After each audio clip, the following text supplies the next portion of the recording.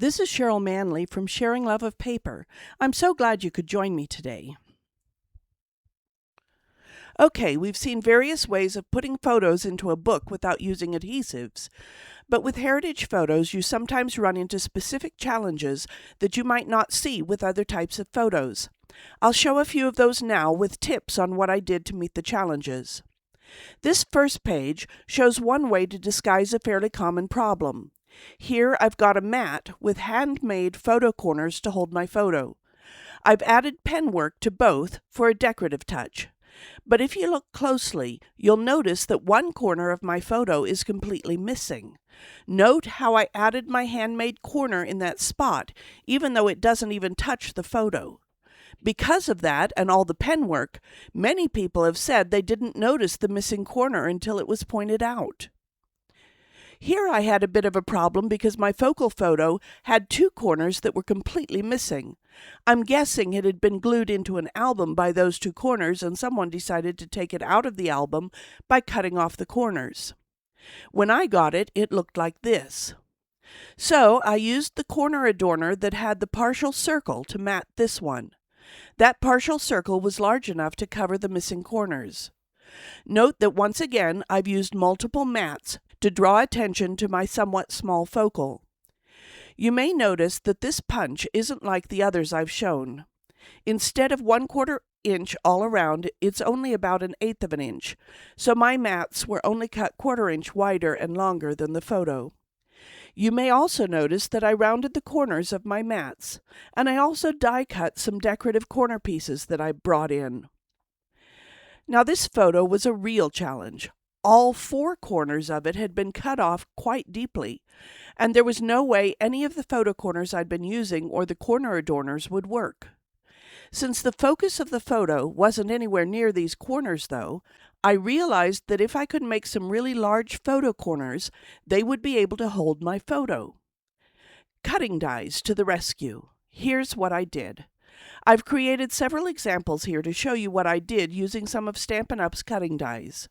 Here I've got a circle cut using a die from the Spotlight on Nature die set. I turned it over. I should have shown you this one last. I didn't want this border on the corner, so I drew my corner this side of that edge.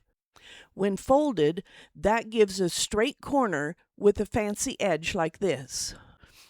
Now to get a clean 90-degree corner, the easiest way I've found is to use a T-square or L-shape and draw pencil lines like this.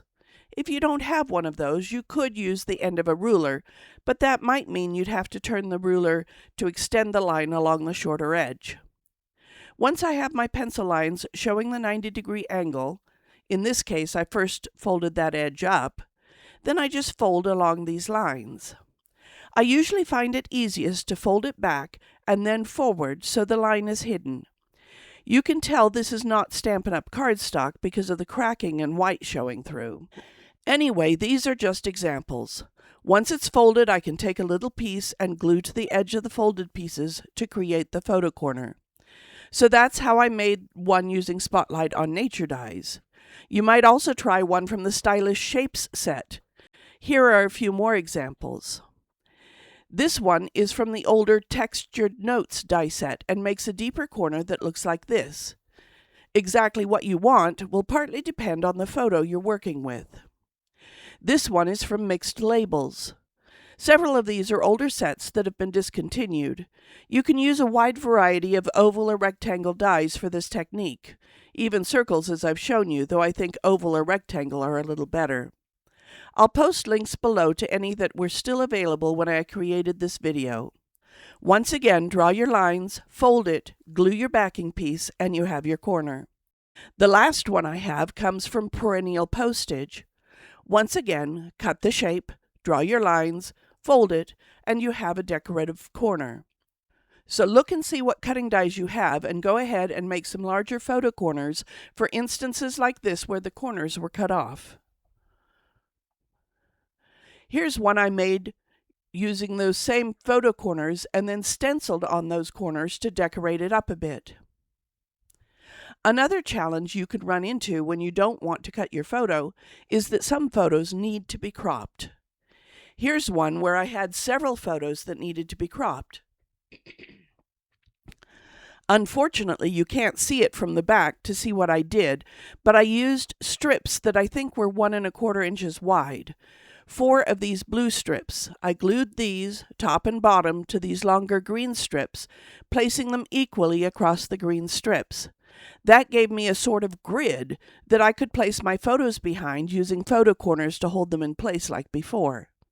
By being careful of how I placed them, I was able to get the effect of cropped photos that I needed for these pictures. This is another cropped photo. This time I created an oval frame and used photo corners to attach the photo to the back. This one was a little different in that I was dealing with pictures of my grandmother's classmates from school, and they weren't all the same size. I actually cut this on my silhouette, but you could get a similar effect by using a cutting die multiple times. Just use a ruler and draw light pencil marks to space out the holes properly. This allowed me to mount the different sized photos so they looked more uniform. And of course, you can always use your shaped dies to deal with missing corners or cropping. In this case, you can see I used shaped dies on a narrow strip of paper that would go through my die cutting machine. Here again, I've got narrow strips of cardstock that I used to go through the die cutting machine so I could cut my shapes. You can see that again, I did a bit of pen work around these as well. And these border strips really do help pull the page together nicely. Here are some with horizontal strips where I used ovals. And here I used horizontal strips with fancier dies, small ones in the blue and larger ones that overlapped on the brown. Of course, I cut each one individually, sending it through the die cut machine multiple times to get this look. Again, I added a bit of pen work to enhance the look. Here's one that's similar, allowing me to crop photos.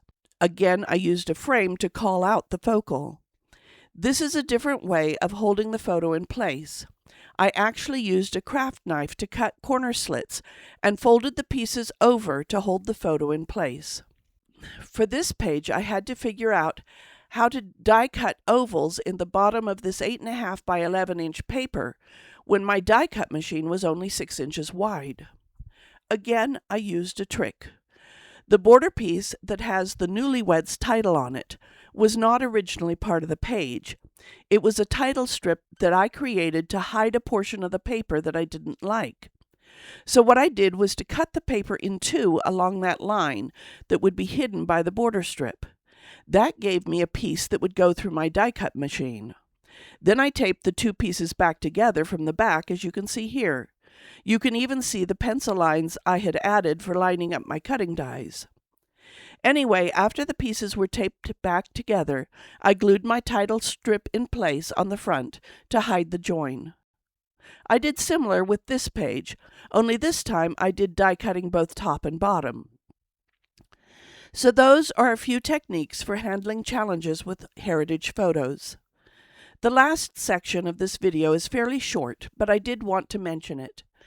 In this case, I had a paper with a beautiful corner treatment. I took a craft knife and fussy cut along the edge and slid my pieces underneath. You can see these pieces sticking through here to the back. Of course, you do need to make sure that the cut piece won't cover up anything important. Here I've got a double page spread where I've done something similar. I've again cut the paper with my craft knife so the decorative paper sticks up over my frame. From the back, you can see the frame here behind. This is the last one. It's a paper I had gotten in a scrapbooking kit. It wasn't even 8.5 by 11, more like 8 by 10.5 or so. You can see that I used a larger piece of paper with my corner adorners to make a mat for it so that it was the right size. I used the same corners to hold the photo to its white mat. The other thing I did with this that was a bit fun was this ribbon. It's actually part of the printed paper. I used a craft knife to cut along both edges far enough to let me slip the matted photo underneath. I even added a flower and bow with a brad to that narrow piece before carefully sliding the photo in place. I thought it created a great look. So there are the tips and tricks I want to remember as I start my next heritage scrapbooking project. I hope you've enjoyed this video and will choose me, Cheryl Manley, as your demonstrator when you purchase any Stampin' Up! Products. It won't cost you any extra, and I'll get a small commission to help support my channel. If you click that thumbs up and subscribe to my channel if you haven't already done so, you'll make my day. Thanks, and have a great one.